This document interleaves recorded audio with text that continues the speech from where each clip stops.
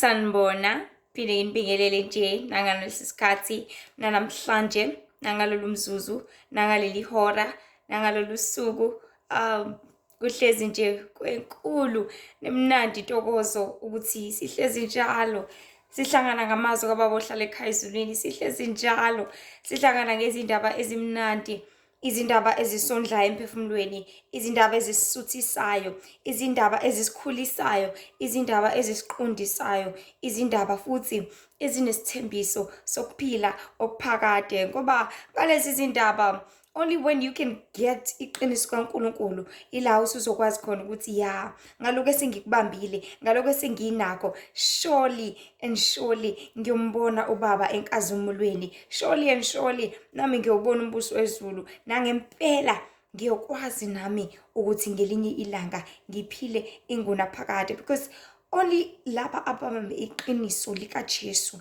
ababambe iqiniso ngokuliphila, ababambe iqiniso okuyisikhali sabo esifanelekile esizowafinyelelisa lapha enkazimulweni kaNkulunkulu ngelinye ilanga. So siphile ey'khathini zokugcina, bantu bakaNkulunkulu, ekumele sikwazi futhi ekumele siqonde ukuthi lezi zikhathi zokugcina esiphila kuzona njengamanje, isikhathi sokuthi silungiseni, isikhathi sokuthi siqoqeni, isikhathi sokuthi sipakisheni. Mhlasimpe usupakishe okurongo esikhwameni sakho ongeze wakudinga. Mhlasimpe uthe wamkela uJesu, wamamkela nazo zonke izinto zakho, waqhubeka wayigcina. Sekuyisikhathi manje sokuthi ongakudingi la esikhwameni ukukhiphele ngaphandle. Mhlasimpe wena upakisha amajakhethi amaningi, kanti usilungisela ukuthi siye kwisikhathi sehlobo, kanti la siyakhona kushisa kakhulu, kanti la siyakhona izodingeka le jakhethi. So izokusinda la esikhwameni, and ekukusindeni kwayo uzovela uphelele endleleni, ngoba uzobamba kona lesikhwama lesi uthi ngiyazidinga nje lezi zinto lezi, kanti cha awuzidingi. Into odinga ukuyenza ukuthi uthathe le jakhethi uyibuyisele emuva, uthi ngcono ngidinga izinto ezipholile ngoba kuyashisa lapha siyakhona, kumnandi lapha siyakhona. Kahle kahle udinga futhi ukungapakisha lutho ngaphandle kwamafutha angumoya ongcwele ozokwazi ukuthi uqondise endleleni, ozokwazi ukuthi ukuyaleze. Kufana noma uzohamba nje uye kwi-trip, into oyidingayo kakhulu uma uzoya international udinga i-visa, udinge i-passport, and then obviously ke bese udinga na uqobo, bese udinga ne-map yala uyakhona, all the directions, because if you are going abroad there are many chances ukuthi la uyakhona ukwazi. So njengamanje siphile esikhathini lapho khona we need to prepare ourselves ngokuthi sithole isibani esiyizwi likaNkulunkulu. Number 1, isibani esiyizwi siyi-map, iyona ekwazi ukuqondisa endleleni, ikutshengisa ukuthi turn left, turn right. This is the only GPS esinayo, this is the only map ekhamba ikufikise yonke indawo. Topographic map, orthophoto map, konke kuhlangene la, ukwazi ukubona konke, whether ungaqonda ukubona ukuthi ayilokhu akusikona, cha kuyikho ngqo.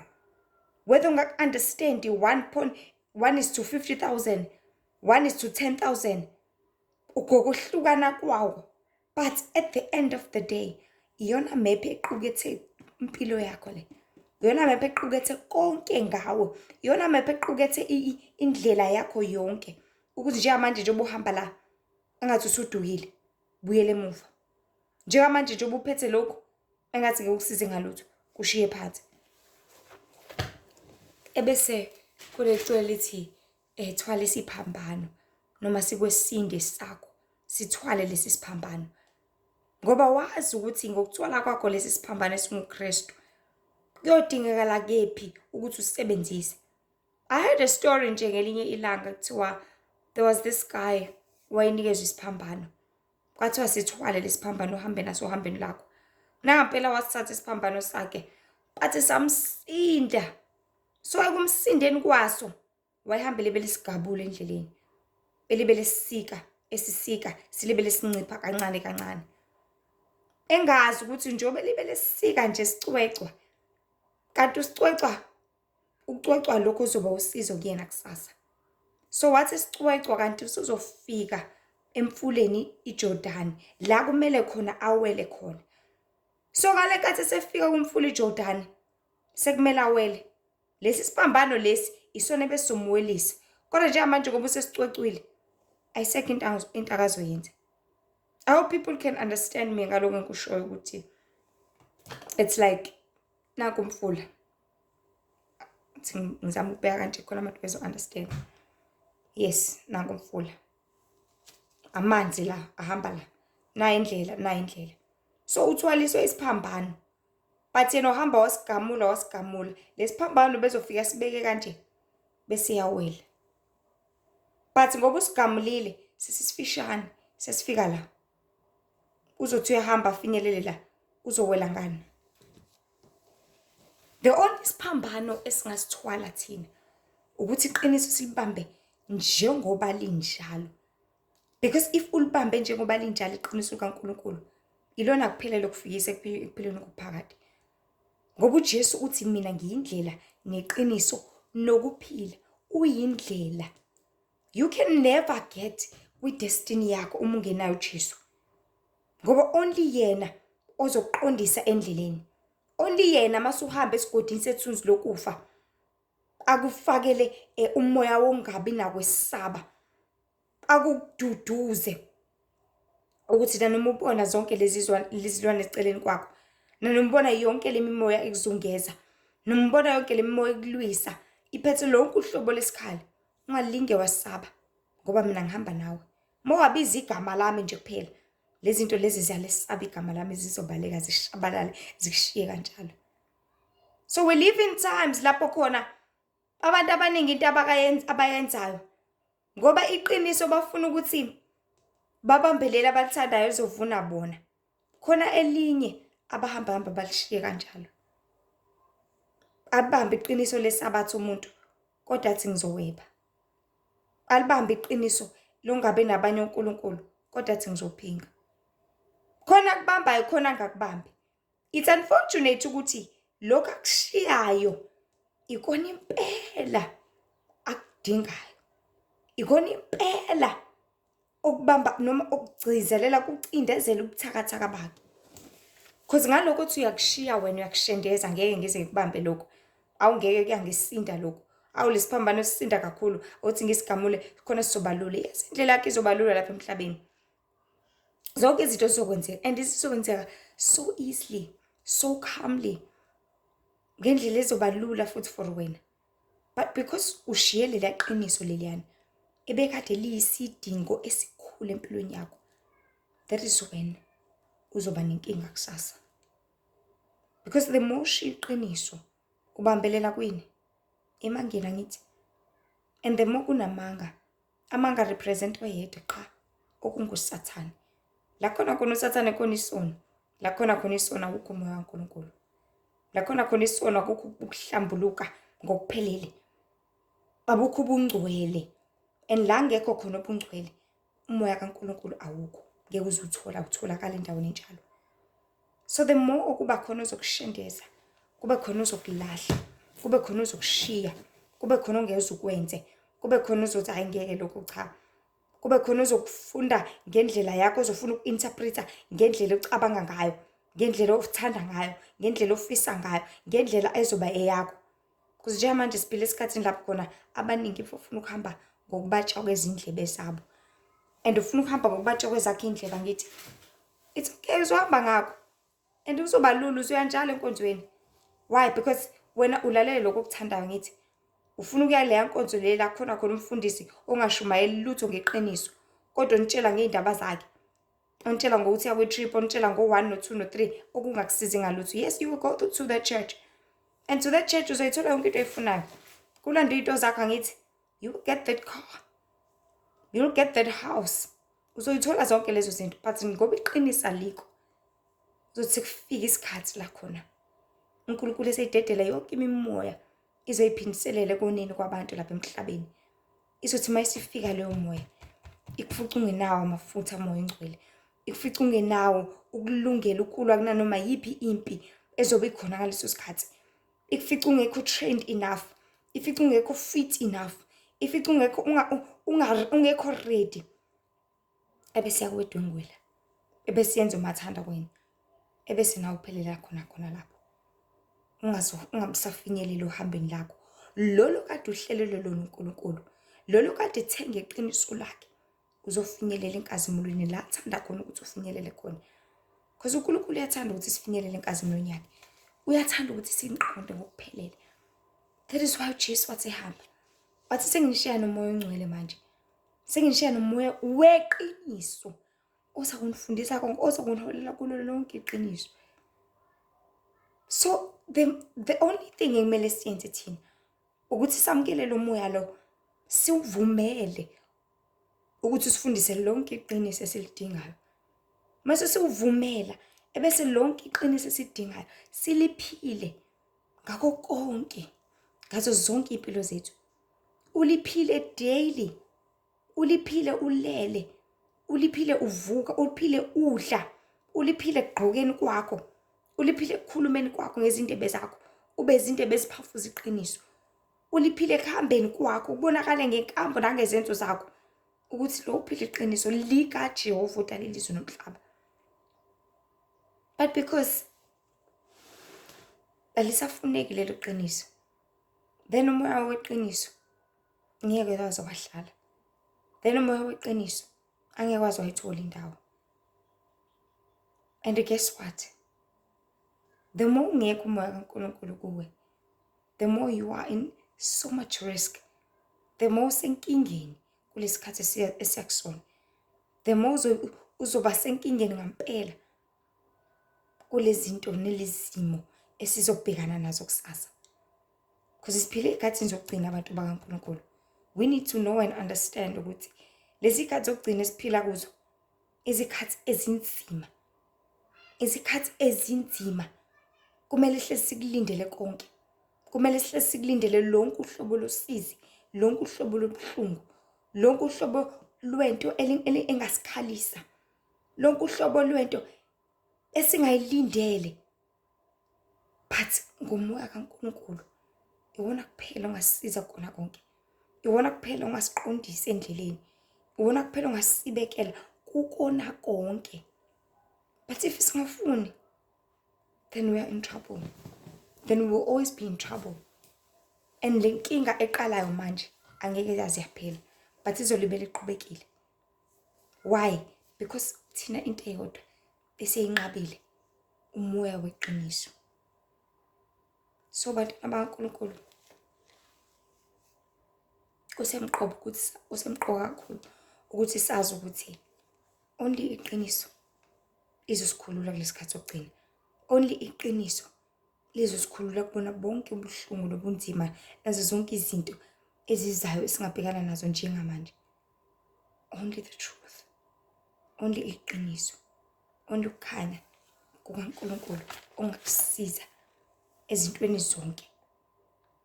So nje ngalesi sikhathi uzothanda ukuthi sekusihloko sithi ukunyuka kwezinga, ukunyuka kwezinto. Now we live in times whereby everything wants to grow. All the standard, it's either a technology, it's either abantu, it's either a moya. Everything and anything just want to grow, just want to succeed, just want to be known, just want to go out there, just want to be uplifted. Everyone ufuna ama-viewers akhe anyuke on TikTok. Everyone ufuna ama-followers akhe anyuke on TikTok. Everyone ufuna ukwaziwa on Instagram. Everyone ufuna Facebook ama-likes wakhe anyuke. And ngokwenza kanjalo, people are doing everything and anything ukuze kube njalo. We live in times whereby even the fellow pastors, the fellow prophets, the fellow priests, bishops, everyone just want to grow. Not only them who want to grow then, all the standard of impilo sizokhula. It's unfortunate ukuthi ngokukhula kwe-standard sempilo nayo yonke into izokhula ke. Onke amanani ezinto, amaxabiso ezitolo azokhula as much, azokhula as such. So ngomhla ka-21 May 2024 I had a dream lapho khona ngiphupha ngise-taxi rank. So mangiphupha ngikule rank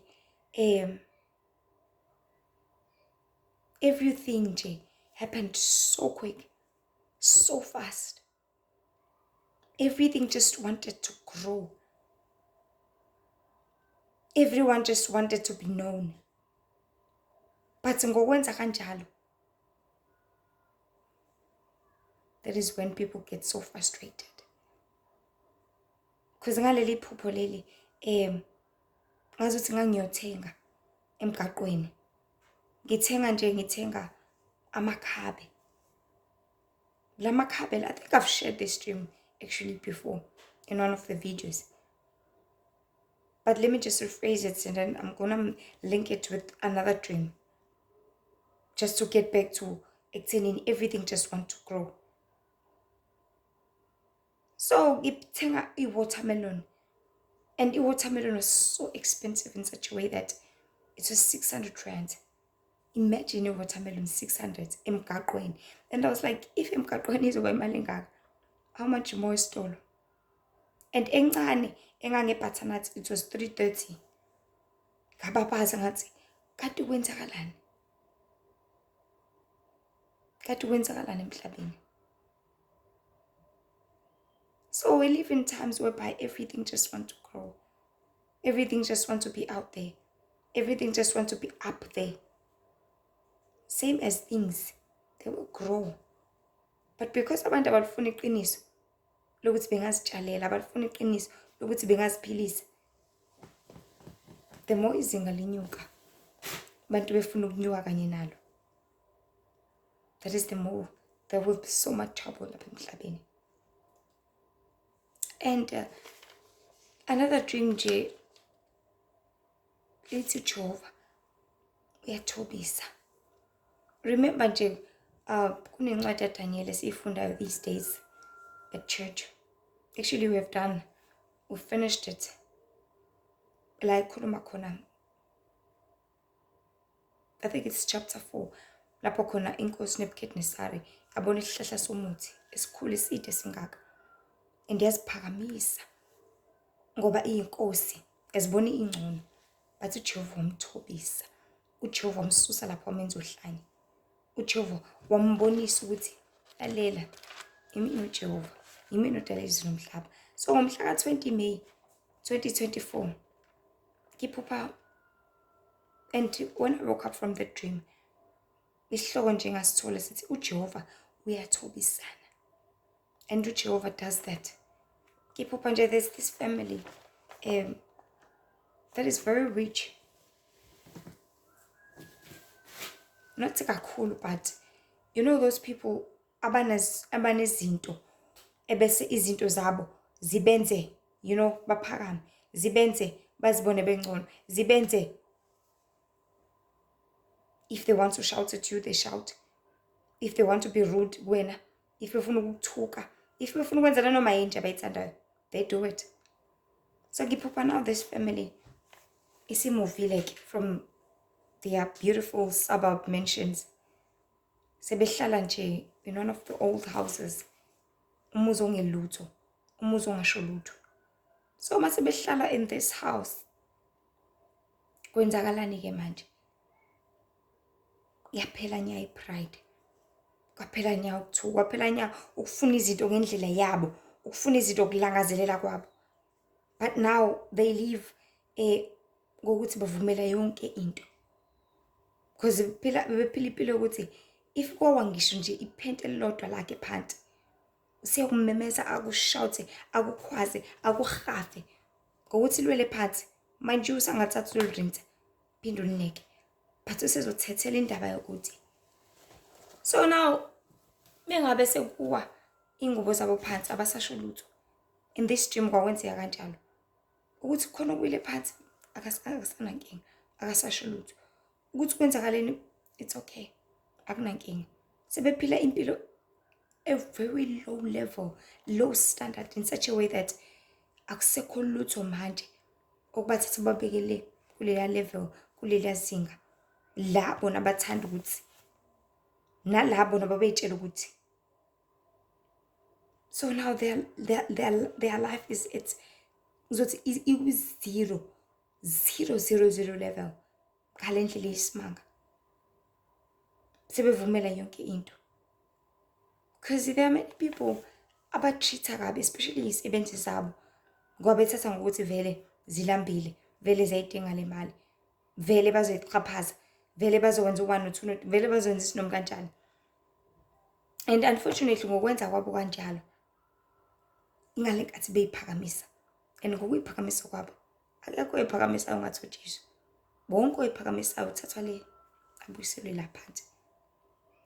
So in their dream base bephila very low level life, ngendlela ukuthi even isisebenzi sabo noma singenzani abasho lutho. It's okay.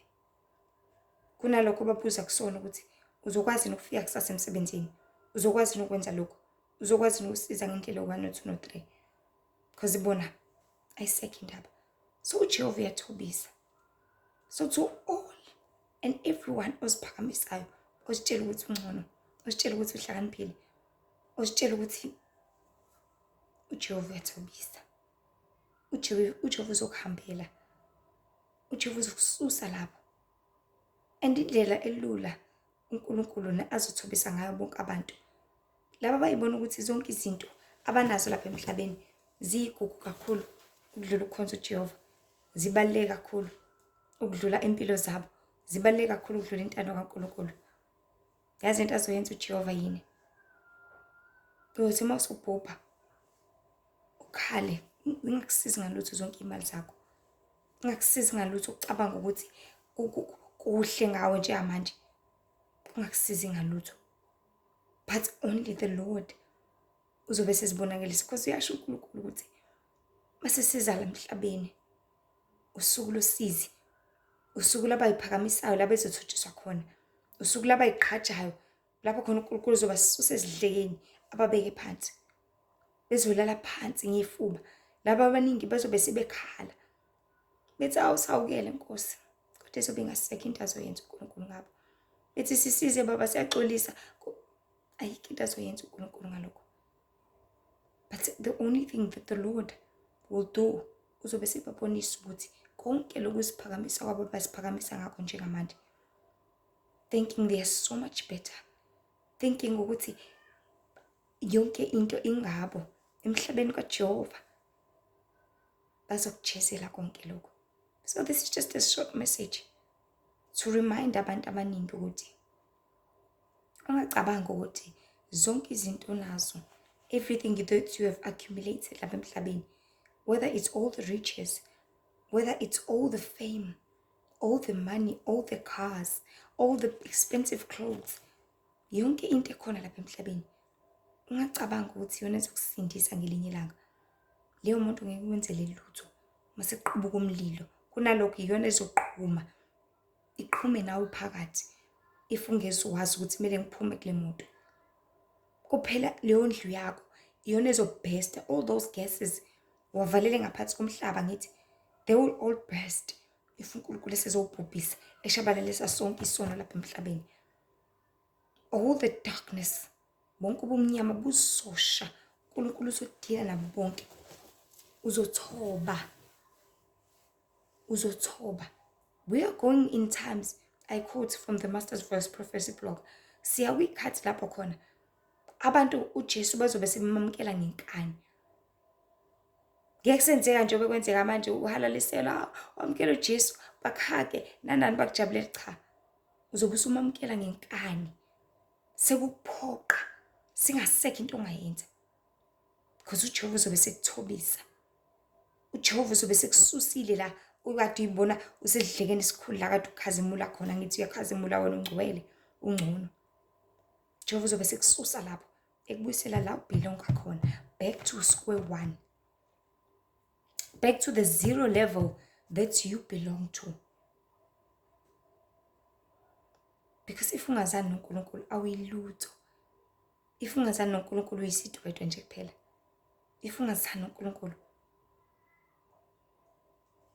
asazi onemusa kaNkulunkulu knows ukuthi kuzokwenzakalani ngempilo yakho, onemusa kaNkulunkulu knows ukuthi ufuna ukwenzani ngawe kusasa. So asingadlali ngomusa kaNkulunkulu, siqhube isikhathi ngazo zonke izinto ezigcwele lapha emhlabeni ezingeze zasiza ngalutho kusasa, futhi singakwenza uphakame uzube ngcono ngalendlela ukuthi abanye abantu you treat them like trash. Remember isicebe noLazarus, Lucas 16:22. Isicebe uLazarus sasimbona njengento nje, njenge-trash nje, ukuthi hayi idlala phana izinja udla imvuthuluka. But uLazarus wayezana noNkulunkulu, wenza intando kaBaba ohlala ekhaya ezulwini, wayezana nomdali wezulu nomhlaba. That is why ngale kwethuna wathatha wayobeka le phezulu, isicebe sabekwa phansi. Sasikephi la emhlabeni? Sasiphezulu, angithi uLazarus ephansi, but ngale kwenzeka kanjani?